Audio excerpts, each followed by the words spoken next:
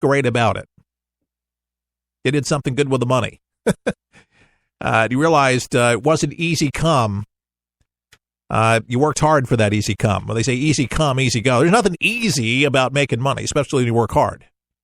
Now, when they say when you get older, you're supposed to work smarter, not harder. It's where you have to have investments and all this other stuff. Yeah, I just mentioned Donald Trump leaving the United States today for his overseas trip as commander-in-chief. Full itinerary of stops throughout the Middle East and Europe, and he begins today with a trip in Saudi Arabia, followed by planned visits to Israel and to the Vatican. And then Trump will later attend the 28th NATO summit in Brussels, Belgium, and the 43rd G7 summit in Italy. And the president's travel comes on the heels of a number, as you know, folks, highly publicized controversies, including the recent firing of FBI James Comey. He's got a whirlwind of reporters that are going to be following him. Some of the same faces you'll be able to see traveling with him. Brett Baer, I know from Fox News, is traveling there, but they're going to be doing lots of reports and enjoying this trip too. Some actually flying on Air Force One with the president and having that access. And Trump and First Lady Melania will partake in an official dinner with Saudi royal family, perhaps this evening or tomorrow, according to McMaster. And the next day, Trump will meet with leaders of the Gulf Cooperation Council, McMaster said.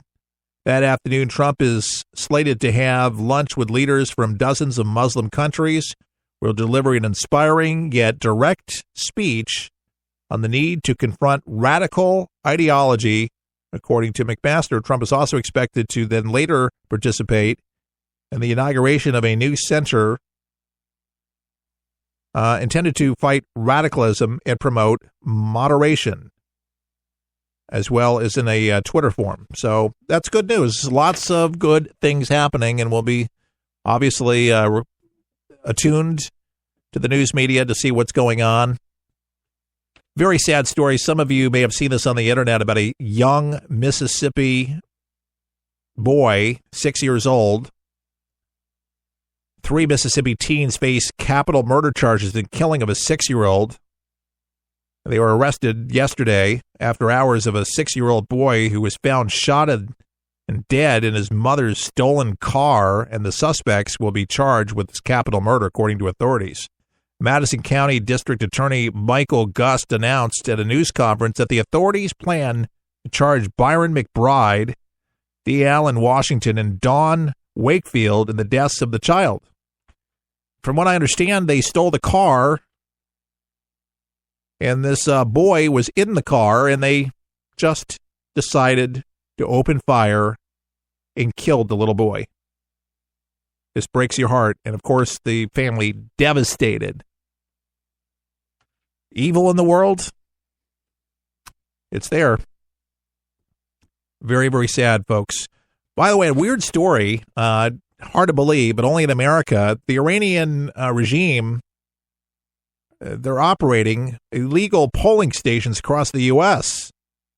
They're believed to be operating polling stations all over the country ahead of the country's election, an effort to, bolster more votes for the election. There were nearly 50 such polling stations where Iranians could vote across the United States, including in major American cities such as New York and Washington, D.C., according to a list of polling stations published online.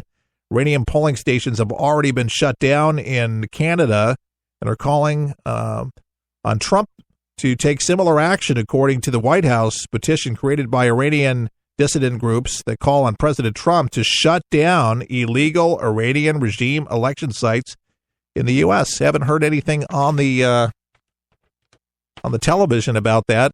Hopefully there's something taking place to be heard. We certainly don't want the wrong folks to get reelected again.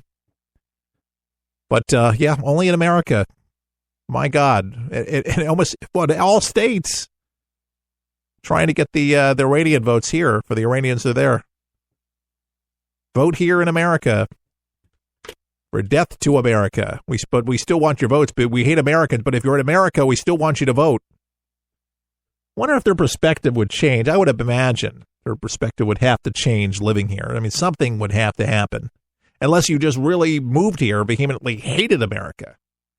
But a lot of people, they come over here, even terrorists or would-be terrorists, they've come out and they've spent a little time here on our soil and have defected. They've decided, wait a second, these people are not so bad, as actually their way of life is kind of nice. I don't think I want to blow myself up. I don't think I want to die. I think I want to live over here. And guess what? A lot of them do.